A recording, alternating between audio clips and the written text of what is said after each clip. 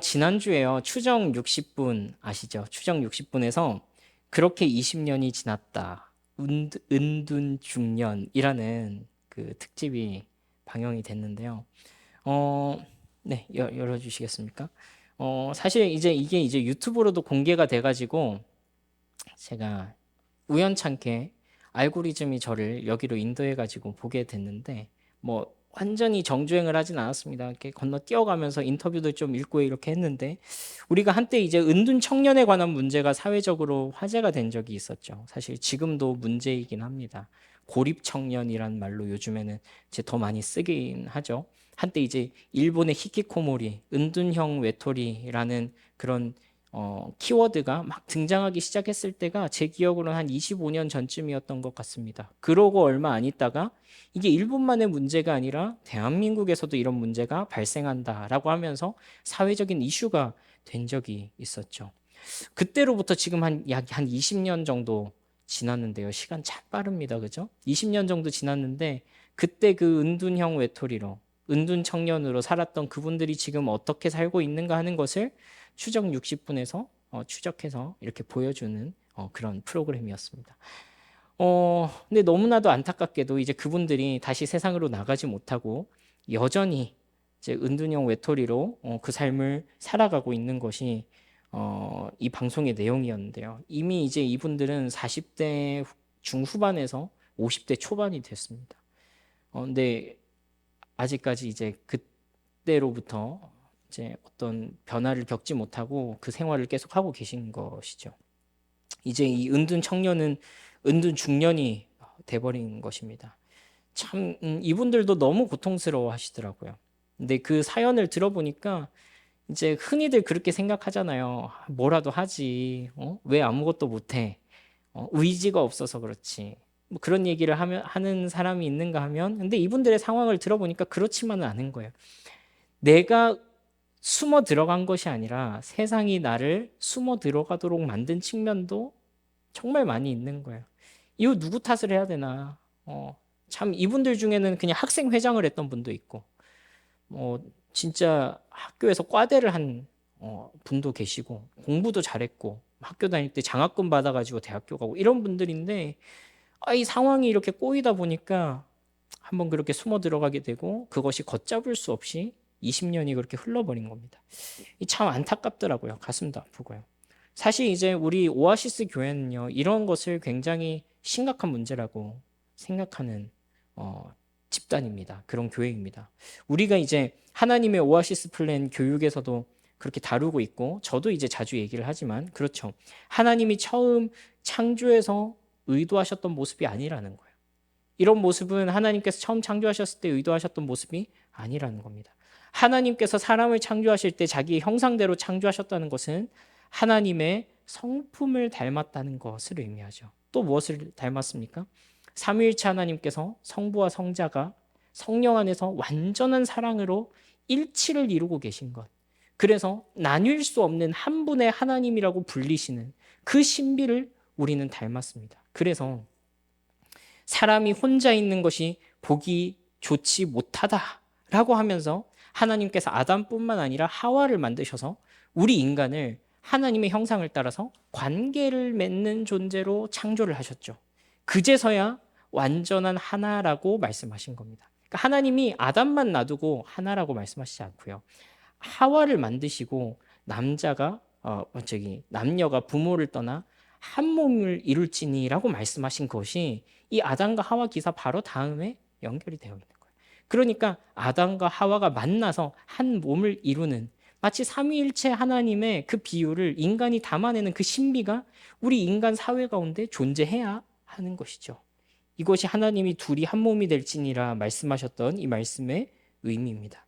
그래서 반대로 죄가 들어왔을 때 인간은 나와 한 몸을 이루어야 할 존재를 밀어내고 또 한편으로는 그 밀어낸 것으로부터 스스로를 고립시키는 그 모습을 볼 수 있습니다. 근데 혹시라도 이것을 오해하진 않았으면 좋겠는데 지금 아까 추정 60분에 나온 그 은둔 청년, 은둔 중년이 된 그분들이 죄를 지어서 고립되었다 이 얘기를 하고 있는 것이 아닙니다. 무슨 얘기를 하는 것이냐면 죄라는 것이, 그 죄의 비참이 이 세상 가운데 들어왔을 때 우리 인간 사회가 처음 하나님이 꿈꾸셨던 그 세상과 얼마나 멀어질 수 있는가. 그 특징 중에 하나가 사람과 사람이 한 몸을 이루어야 함에도 불구하고 서로를 밀어내는 그런 현상들이 발생하기 시작했다라는 그 이야기를 하는 거예요. 그래서 어떻게 해요? 예를 들자면 아담은 범죄한 이후에 하와를 밀어냈죠. 하나님께서 네가 어떻게 그것을 먹었니라고 말하니까 저 여자가 그랬는데요라고 확 밀쳐버리죠. 나 아닌데요. 그렇죠? 근데 여러분 이런 상상해 보셨습니까? 이 사건 끝난 이후에요. 이 부부가 정상적인 생활이 가능했을까요? 너무 큰 상처 아니었을까요? 생각해 보면 저 남자가 나를 하나님 앞에서 버려버리는 것을 경험을 한 거잖아요. 여자는 버림을 받았고 남자는 그 버렸다는 그 수치심을 아마 어찌하지 못했을 거예요. 이거는 남자 입장에서도 굉장히 수치스러웠을 거라고 생각합니다. 그리고 그 바로 다음에 나오는 이야기가 어떤 이야기죠? 가인과 아벨. 이 부부의 형상을 닮아 낳은, 성경에 보면 아담의 형상을 따라 가인과 아벨이 나왔다 그랬거든요. 이 부부의 형상을 따라 나온 완전히 하나를 이루어야 할 이 가족 공동체가 가인이 아벨을 돌로 쳐 죽이는 것으로, 그렇죠? 나타나죠.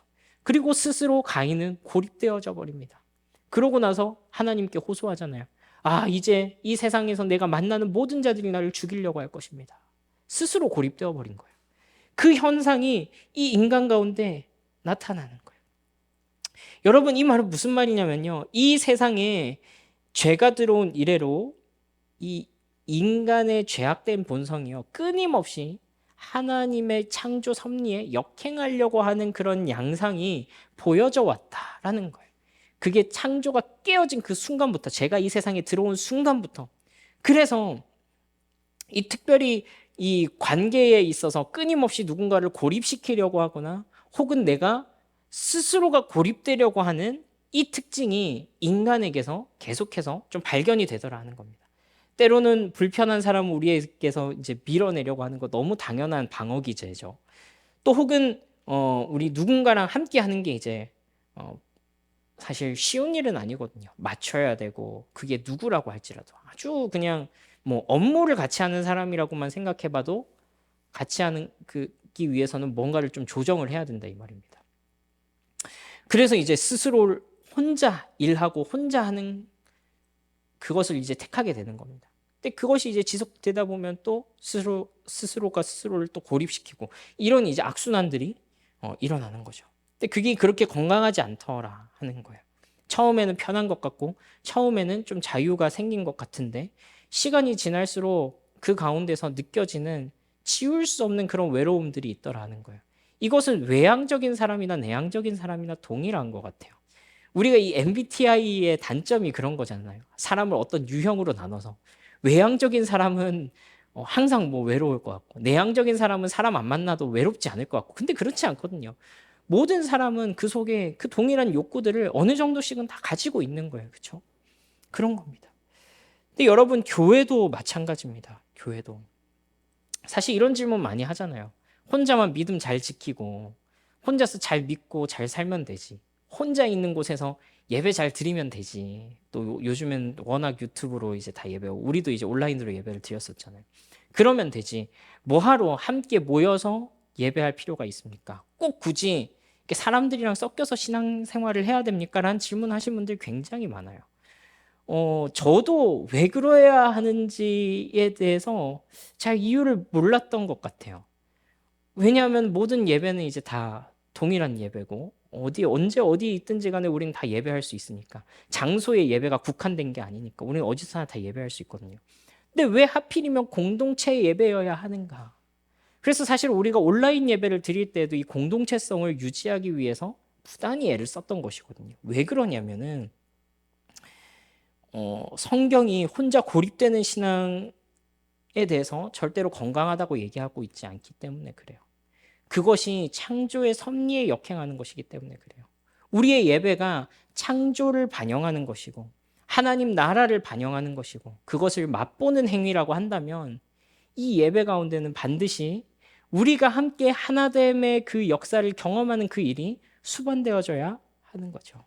그래서 오히려 교회 안에서 나만 잘 믿는 것은 없다는 거. 그러니까 나만 신앙 좋다는 거, 혹은 나만 고고하게 지금 신앙생활을 잘하고 있다는 것, 나만 믿음이 좋다는 것은 있을 수 없는 개념이라는 거.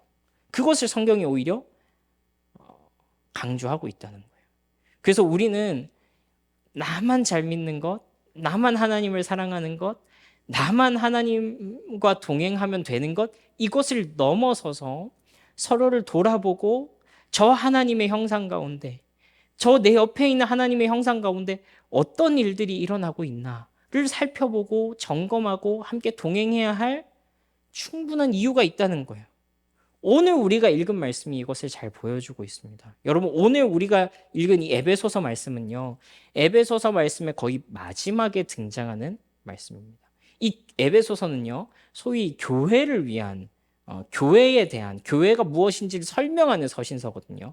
교회란 무엇인가, 또 그리스도께서 교회를 어떤 곳으로 세우셨나 하는 것을 이 찬란하게 정말로 영광스럽게 소개하는 책이 바로 에베소서입니다. 그래서요, 에베소서의 처음에는 삼위일체 하나님께서, 성부, 성자, 성령 하나님께서 어떻게 우리를 구원하셨나 하는 그 이야기가 나오고요. 그리고 그렇게 구원하셔서 만들고자 하신 게 있었는데, 구원이 끝이 아니라 구원해서 이 사람들을 교회로 만들기 원하셨다 하는 이야기가 에베소서에 이 연결되어서 나오는 거예요. 우리 이 말씀을 같이 한번 읽어보면 좋겠는데요. 에베소서 2장 14절에서 16절이거든요. 제가 한 절, 여러분 한 절, 16절 함께 읽겠습니다. 그리스도는 우리의 평화이십니다. 그리스도께서는 유대 사람과 이방 사람이 양쪽으로 갈라져 있는 것을 하나로 만드신 분이십니다. 그분은 유대 사람과 이방 사람 사이를 가르는 담을 자기 몸으로 허무셔서 원수된 것을 없애시고,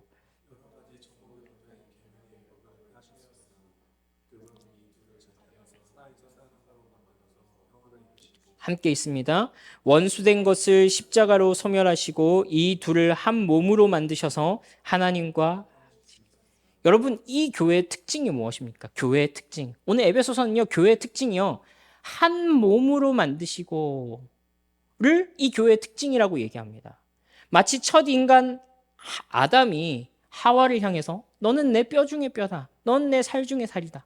세번역 성경에는 뼈도 내 뼈요, 살도 내 살이구나, 너는 바로 나다 라고 고백했던 것과 같은 신비가 교회 가운데서 드러나는 거예요. 그러니까 이 말씀은 단지 너네 결혼해야 된다, 때가 되면 결혼해야 돼 하는 말씀이 아니라 하나님의 형상이 완전히 하나 되는 신비가 가정 가운데 드러나는구나 하는 것을 보여주는 말씀이에요. 이게 확대되면 교회 가운데 전혀 다를 것 같았던 사람들이 모여서 한 몸을 이루는 것, 이것이 교회다, 그렇게 얘기를 하는 거예요. 그리고 뭐라고 표현하냐면 새로운 한 사람을 지으시고 이렇게 교회에다가 인격성을 부여하시는 거예요. 머리를 그리스도로 하고 각 지체를 이루고 있는 저와 여러분들이 한 몸을 이루고 있는, 한 인격체를 이루고 있는, 한 새로운 사람이 되는, 한 몸이 되는 이 신비를 교회 가운데서 드러내셨다 하는 거예요. 여러분, 그래서요, 이 15절 말씀만 우리 한 번만 더 읽어볼까요? 시작. 여러 가지 조문으로 된 계명의 율법을 폐하셨습니다. 그분은 이 둘을 자기 안에서 함께 큰 소리로 읽습니다. 시작. 하나의 새 사람으로. 그렇습니다. 여러분, 그래서요, 이것이 교회의 신비라는 거예요. 그래서 여러분 조금 의아하실 수 있어요. 목사님, 우리 지금 기도 시리즈 하고 있는 거 아닌가요? 뜬금없이 왜 교회에 대해서 이야기하시나요? 질문하실 수 있어요. 근데 오늘 우리가 서로를 위해서 기도하는 것이 어떤 의미인가 하는 것을 얘기하고 싶어서 이 말씀을 가져온 거예요. 여러분, 우리가 지난주에요, 지극히 사적인 기도를 통해서 일하시는 하나님에 대해서 살펴봤습니다. 제가 그 말씀을 드렸던 것은 이제부터 사적인 기도만 하세요를 말씀드린 것이 아니라 자주 간과하고 있는 우리의 개인적인 기도를 하나님께 올려드리자 하는 것이었어요. 또 한 중요한 것이 있는데 그것은 무엇이냐면 우리의 지체들, 우리의 다른 형제 자매들을 놓고 함께 기도해야 한다는 거예요. 예수님께서 우리를 위해서 십자가에서 죽으시고 부활하셔서 새롭게 창조하고 싶으셨던 그 한 세 사람이 있는데, 예수님께서 죽음에서 부활하셔서 그 모든 대가를 치르시고 이루고자 하셨던 그 비전이 있는데 그게 뭐냐면 교회라고요. 그게 교회라고요.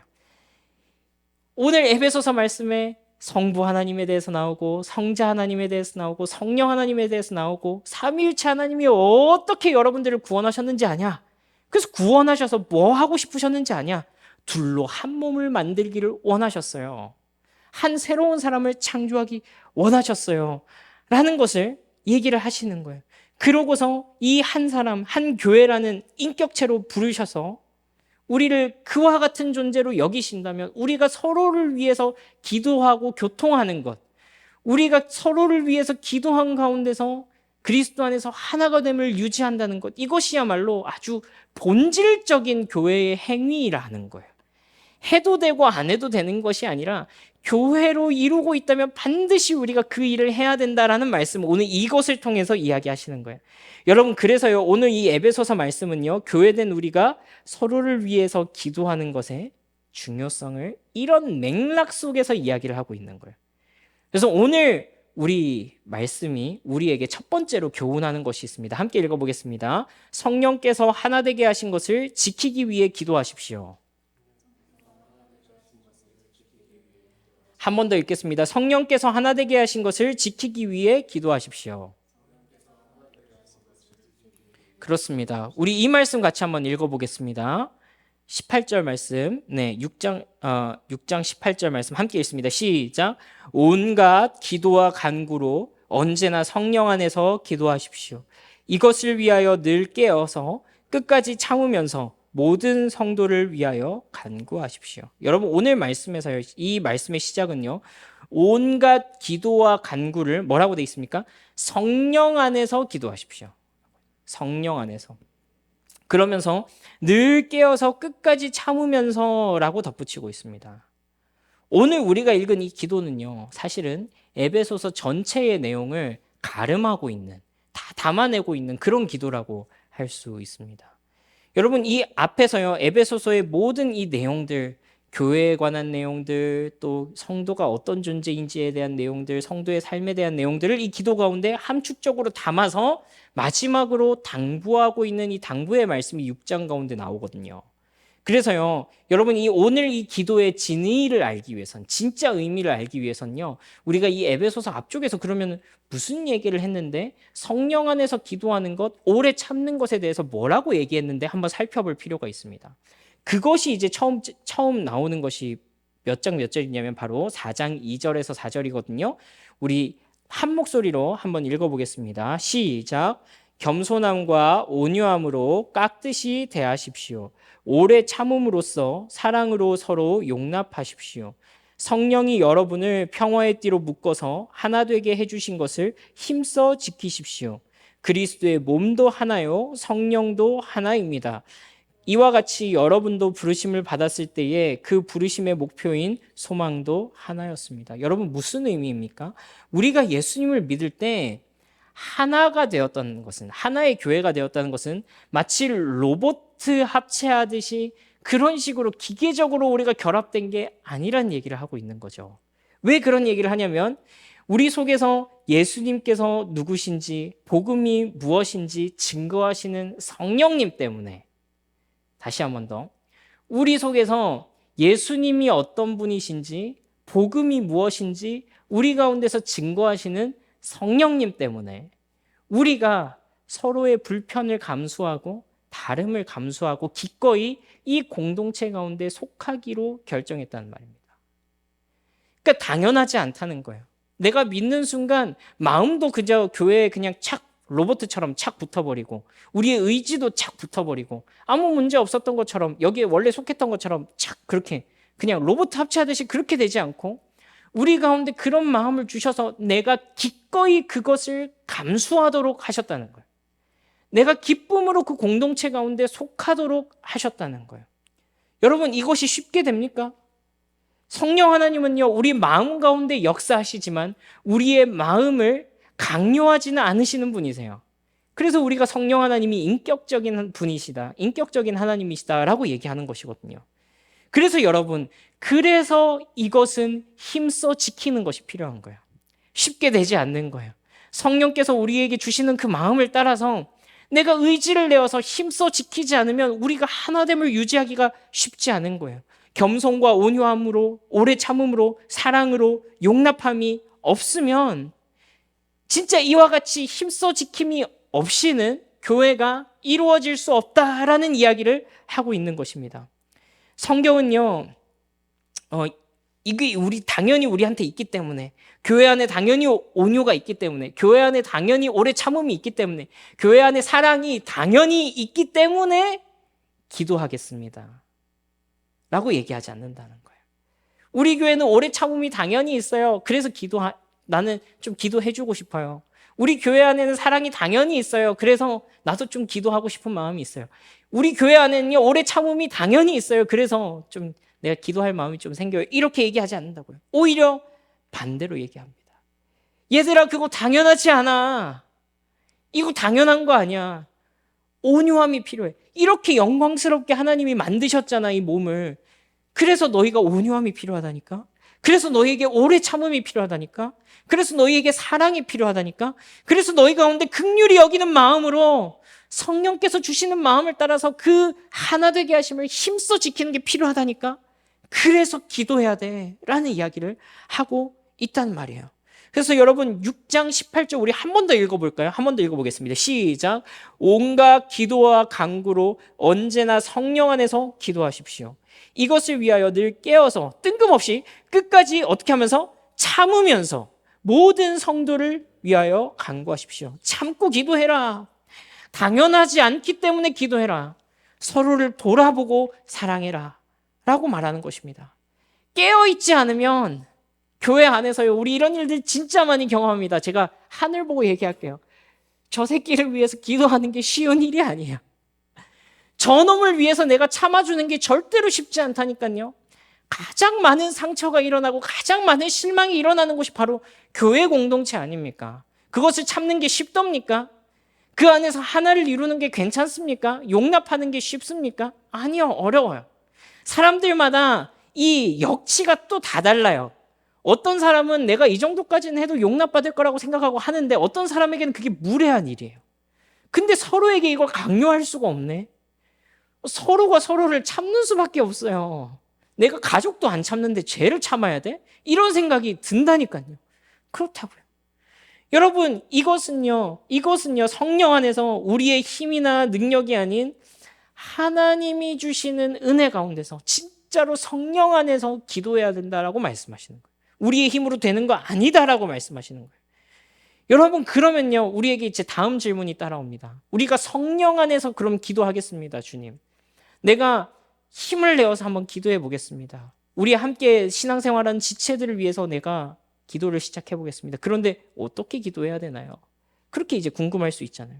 그래서 여러분, 이 말씀이 우리에게 주시는 두 번째 교훈입니다. 우리 함께 한번 읽어볼까요? 시작. 서로가 복음을 더욱 깊이 알아가도록 기도하십시오. 한 번 더 읽습니다. 시작. 서로가 복음을 더욱 깊이 알아가도록 기도하십시오. 여러분, 성령께서 무엇을 하시는 분이라고 그랬죠? 성령 하나님께서 하시는 가장 중요한 일은 예수님이 우리에게 어떤 분이신지 가르쳐 주는 것이에요. 우리 가운데 복음이 무엇인지 깨닫게 하시는 분이 바로 성령 하나님입니다. 복음을 더 알게 하시는 분이라고 그랬습니다. 그래서요, 이 에베소서는요, 성도를 위하여서 성령 안에서 기도한다는 것이 무엇인가 하는 그 샘플 기도를 우리에게 보여주고 있어요. 여러분, 만약에 무엇을 기도해야 될지 모르겠다라는 그런 생각이 드시면 다른 사람을 위해서 기도하실 때 이 말씀에 그 사람 이름만 넣어서 기도하시는 것도 전 정말로 영광스러운 기도가 될 것이라고 생각합니다. 우리 함께 읽어볼까요? 에베소서 3장 14절에서 21절인데요. 조금 길기 때문에 저와 여러분 번갈아 가면서 읽고 21절 함께 읽습니다. 이러므로 내가 하늘과 땅에 있는 각 족속에게 그의 영광의 풍성함을 따라 그의 성령으로 말미암아 너희 속사람을 능력으로 강건하게 하시오며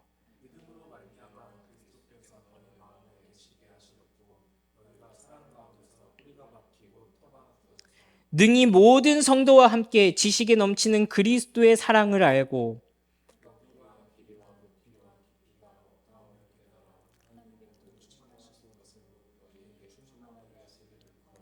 우리 가운데 역사하시는 능력대로 우리가 구하거나 생각하는 모든 것에 더 넘치도록 능히 하시리에게 교회 안에서와 그리스도 예수 안에서 영광이 대대로 영원 무궁하기를 원하노라. 아멘. 예수 그리스도의 그 사랑의 너비와 길이와 깊이를 깨달아 알게 하옵소서. 그래서 하나님의 모든 충만하신 것으로 충만하게 하옵소서. 이것이 당연히 성령께서 예수 그리스도를 알게 하시는 분이고 복음을 깨닫게 하시는 분이시고 그 깊이를 깨닫게 하시는 분이시라면 우리로 하여금 마땅히 하도록 하는 기도가 아니겠냐라는 말이에요. 너무 맞아떨어지잖아요. 하나님 아버지, 저 사람이 복음의 깊이를 깨닫게 해주십시오. 복음의 풍성함을 깨닫게 해주십시오. 예수 그리스도가 나를 위해서 죽었다는 것이 무엇인지, 나를 위해서 부활하셨다는 것이 무엇인지, 내가 예수를 따라 살아간다는 것이 무엇인지 그 복음의 풍성함을 저 친구들의, 저 형제의, 저 자매의 마음 가운데 깨닫게 도와주옵소서. 그래서 일으키시고 결단하게 하시고 다시 하나님께 나오게 하시고 붙잡아 주시고 든든히 서가게 도와주십시오. 그 기도를 하게 하신다는 거예요. 여러분, 이것은요, 여러분을 향한 저의 기도이기도 합니다. 여러분들을 놓고서 기도하는 저의 기도이기도 합니다. 우리가 그리스도인으로서 이 세상을 이길 능력은요, 복음의 그 크기를 날마다 더 알아가는 그것 말고는 방법이 없어요. 은혜가 우리의 삶을 움직이도록 해야 돼요. 은혜가 너무 커서 그 은혜가 우리의 삶을 움직여야만 해요. 규칙이 우리를 움직이는 게 아니에요. 법이 우리를 움직이는 게 아니에요. 율법이 우리의 삶을 강제하는 것이 아니에요. 해야 되기 때문에 하는 게 아니에요. 은혜가 우리로 하여금 그렇게 하지 않으면 견딜 수 없도록 만들어가는 것이에요. 그것이 복음이 우리의 삶 가운데서 맺어내는 열매이거든요. 복음이 그저 우리가 죽어서 천국 갈 때만 필요한 것이 아니라 우리의 생활의 일상 가운데, 우리의 현실 세계 가운데 어떻게 작동하는가를 이 복음을 날마다 깊이 깨달아 알아감으로 그것이 실제가 되는 거라고요. 실제가. 너무나도 절망적인 상황에서 그리스도의 사랑이 우리를 일으키시고 또 하나님의 뜻에 순종할 수 없을 것 같은 그때에 예수 그리스도의 사랑이 우리를 감격하게 하셔서 무릎 꿇게 하시고 죄의 유혹과 어떤 내가 선택해야 할 기로의 순간에서 하나님의 그 정의가, 하나님의 사랑이 우리로 하여금 옳은 것을 선택하도록 만드시는 것입니다. 그리고 진짜로 그러할 때에 우리 교회 가운데 그런 은혜의 나눔이 풍성할 때 우리가 진짜로 그렇게 영광스러운 교회로 조금씩 세워져 가는 거예요. 여러분 생각해 보세요. 우리가 일주일 동안 살고 이렇게 돌아와가지고 우리가 나눔 시간 때 내가 도저히 순종할 수 없는 그런 상황이었는데 은혜가 나를 그렇게 했습니다. 나 원래 그렇게 의지가 강한 사람이 아닌데 하나님의 사랑이 내 속에 그렇게 일하시는 것을 느꼈습니다. 그런 은혜의 고백들이 우리 가운데 많아져야 된다는 거예요.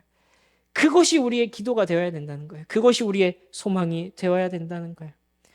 여러분, 그래서요, 또 그러하기 때문에 여러분들이 한 가지 더 기도하셔야 되는 것이 있습니다. 무엇이냐면 세 번째인데요. 우리 함께 한번 읽어보겠습니다. 시작. 제가 여러분께 복음의 비밀을 잘 드러내도록 기도하십시오. 여러분, 마지막 기도는요, 여러분이 저를 위해서 기도해 주셔야 됩니다. 저를 위해서. 어떻게 기도해야 될까요? 우리 목사님 건강하게 해주세요. 우리 목사님 돈 잘 벌게 해주세요. 좋아요. 해주시면 땡큐죠. 근데 그거 다 안 해도 진짜 해야 하는 기도가 있다는 거예요. 그게 뭐냐면 하나님, 우리 안성진 목사가 이 복음의 비밀을 담대히 증거하게 해주십시오. 성경 가운데서 이 복음의 원리를 잘 끌어올려가지고 성도들에게 잘 좀 전할 수 있게 도와주십시오. 그 기도를 하셔야 된다는 거예요. 여러분, 이 말씀 보시겠습니다. 19절 20절 오늘 읽은 말씀인데요. 같이 함께 읽습니다. 시작. 또 나를 위하여 기도하기를 내가 입을 열 때에 하나님께서 말씀을 주셔서 담대하게 복음의 비밀을 알릴 수 있게 해달라고 하십시오. 나는 사슬에 매여 있으나 이 복음을 전하는 사신입니다. 이런 형편에서도 내가 마땅히 해야 할 말을 담대하게 말할 수 있게 기도하여 주십시오. 그래서 여러분들께 꼭 이 기도 부탁을 드립니다. 저를 위해서 이렇게 기도해 주십시오. 여러분, 우리가 이제 예수님의 몸이라고 그랬잖아요. 예수님은 몸의 머리가 되시고 우리는 그분의 몸이다. 인데요. 목사는 그 중에서 어떤 부위 정도 된다고 생각하시나요? 어떤 부위? 어떻게 뭐 항정살 뭐 이런 건가요? 어떤 부위 정도 된다고 생각하세요? 어떤 분들은 뭐 이렇게 뭐 심장 뭐 이렇게 얘기해 주시는데 전 그건 아닌 것 같고요. 저는 장 정도 되지 않을까. 위장. 이 말씀을 묵상하면서 나는 무슨 역할일까 그걸 생각했는데 나는 장인 것 같다. 장. 어때요? 네. 여러분들 가운데선 이 교회를 뛰게 하는 심장도 계실 거고요. 또 이 교회가 살아 숨쉬게 하는 허파 같은 존재도 있으실 겁니다. 근데 저는 왜 이 장 정도가 되겠다 그렇게 생각했냐면 그리스도의 말씀이 하나님의 말씀이 그분의 생명의 양식이 입을 통하여 들어왔을 때 그것을 잘 소화해서 장에서 흡수하게 하잖아요. 그 영양분이 각 몸으로 공급되게 하는 거예요. 그리고 뭐는 걸러내요? 똥은 걸러내요. 똥은 걸러내고 영양분만 각 성도들에게 각 몸으로 퍼져나갈 수 있도록 그것을 잘 소화시키는 역할을 목사에게 주신 것 같아요. 여러분, 그래서 저를 위해서 이렇게 기도해 주셔야 되는 거예요. 하나님의 말씀 가운데 드러난 이 복음의 길이와 너비와 깊이를 깨달아서 이 안 목사가 우리 성도들에게 하나님의 말씀을 좀 잘 설명해 줄 수 있도록 도와주십시오. 여러분, 이게 다 누구에게 혜택이 돌아가냐면 여러분들에게 이 말씀의 혜택이 다 돌아가는 거예요. 우리 모두의 유익을 위해서 제발 간절히 하나님, 저도 기도합니다. 하나님, 말씀을 깨닫는 은혜를 주십시오. 하나님, 나에게 전할 말이 좀 있게 해주십시오. 설교를 준비할 때 그냥 사람의 말이 아니라 진짜 복음을 전할 수 있게 도와주십시오. 매주 선포되는 말씀이 실컷 성경 읽어놓고 세상의 원리나 복음을 읽어놓고 율법을 설파하거나 무슨 또 종교적인 가스라이팅을 하거나 이게 아니라 복음 그 자체를 좀 전할 수 있는 은혜를 주십시오. 저도 그렇게 기도하거든요. 여러분, 오늘 특별히요, 이 바울은요 에베소서를 어디서 썼냐면요 로마의 감옥에서 기록했습니다. 그래서 이것을 이제 옥중서신이라 그러죠. 물론 이제 이 바울이 로마에서 수감됐을 때 지하 감옥이나 이런 철창이 있는 감옥에 수감되지는 않았어요. 가택연금 상태이긴 했는데, 근데 바울이 뭐라고 얘기를 하냐면 자기가 사슬에 매였다. 오늘 말씀에 이렇게 표현하잖아요. 그러니까 절대 자유롭지 않았어요. 그러니까 가택연금 정도야 뭐 그 수준은 아니었던 거예요. 그것보다는 조금 더 수위가 셌던 거예요. 2년 동안 갇혀 있으면서 그 와중에서도 바울의 기도는 무엇이었냐면 내가 이런 상황 가운데 있지만서도 내가 누군가를 만나고 글을 쓰고 복음을 전해야 할 때에 하나님께서 나에게 그 복음의 비밀의 담대함을 증거할 수 있도록, 그래서 이 복음의 길이와 높이와 깊이를 깨달아 증거할 수 있도록 나를 위해서 그렇게 기도해달라, 이렇게 기도 부탁을 하고 있는 거예요. 여러분, 저에게도 여러 가지 독특한 또 상황적인 제약들이 있죠. 저는 다른 목사들이랑 조금 다르게 살고 있지 않습니까? 근데 그런 것들이 저에게 핑계가 되지 않았으면 좋겠다고요. 그런 것들이 제가 여러분들에게 하나님의 말씀을 전하고 가르치고 인도하는 데에 오히려 제약이 되지 않았으면 좋겠다고요. 오히려 그 가운데서 더 깊어지고, 오히려 그 가운데서 더 풍성해지고, 오히려 그 가운데서 여러분들에게 이 하나님의 말씀을 더 잘 가르칠 수 있으면 좋겠다고요. 그것을 위해서, 저를 위해서 기도해 주십시오. 이 모든 상황에서도 여러분들에게 전할 복음을 타협하는 것이 하나님 앞에서 또 저에게서 허락되지 않습니다. 하나님께서 그러한 은혜를 저에게 주셔서 이 은혜가 여러분들 모두에게 혜택으로 돌아가기를 정말로 바랍니다. 여러분, 교회는요 목사 혼자 세우는 것이 아닙니다. 교회는 목사 혼자서 찢고 볶고 해가지고 뭔가를 만들어가는 곳이 절대 아니에요. 왜냐하면 교회는 그리스도의 몸이기 때문에 그렇죠. 목사는요 그리스도의 몸을 세워서 그것이 몸으로 기능할 수 있도록 그 역할을 할 뿐이에요. 다시 말하자면 목사 혼자서 교회를 움직이도록 하는 것이 아니라 목사가 몸인 여러분들을 세워서 교회라는 것이 정상적으로 작동하는 그 일을 하게 하는 사람이라고요. 여러분, 제가 여러분들을 위해서 그래서 기도하고, 또 여러분들이 저를 위해서 기도하고, 또 우리가 서로를 위해서 기도함을 통해서 그것이 제대로 작동하지 않는다면 우리 교회는요 절대로 지속할 수 없습니다. 우리 교회는요, 돈이 없어서 지속할 수 없는 것도 아니고요, 사람이 적어서 지속할 수 없는 것도 아니고요. 우리 교회가 기능하지 못하게 될 때는 우리 각 사람이 내가 이 교회의 한 부분이라는 것, 내가 이 교회의 한 일부로서 기능하고 있다라는 것, 저 사람이 교회의 일부로서 기능하고 있다라는 것, 이 자각을 잃어버릴 때 우리 교회는 더 이상 움직이지 못하는 그런 상태가 돼버리는 거예요. 여러분, 내장만 이렇게 움직이고 있고 팔, 다리 아무런 움직임을 못하면 그 몸이 어떻게 기능하는 교회라고 할 수 있겠어요? 그와 같은 은혜를 우리 가운데 주셔야 하는 것입니다. 특별히 그냥 살아만 있는, 그냥 존재만 하는 교회가 아니라 진짜로 그 은혜가 살아 숨쉬는, 복음이 약동하는 그런 교회가 되기 위해서 우리가 서로를 위해서 기도해야 된다라는 거예요. 여러분, 그래서 제가 여러분들께 진짜로 이 성경의 말씀이 살아있는 하나님의 이 복음의 말씀으로 여러분들에게 전하게 되고, 또 반대로 여러분들께서는 성령 안에서 그것을 통하여 진짜 복음의 말씀을 우리의 이 기도 제목처럼 진짜 이 복음의 너비와 깊이와 높이를 깨달아 알게 되고, 전하는 자나 듣는 자나 복음 가운데서 풍성하여지는 이러한 은혜가 있을 때 여러분, 얼마나 아름답고 깊으신 하나님의 일하심이 우리 공동체 가운데서 드러나게 되겠냐 하는 거예요. 돈이 많아서 그게 드러나는 게 아니고요, 사람이 많아서 그게 드러나는 게 아니고요, 이것이 그리스도의 몸으로서 작동하고 있기 때문에 영광스럽게 드러나는 거예요.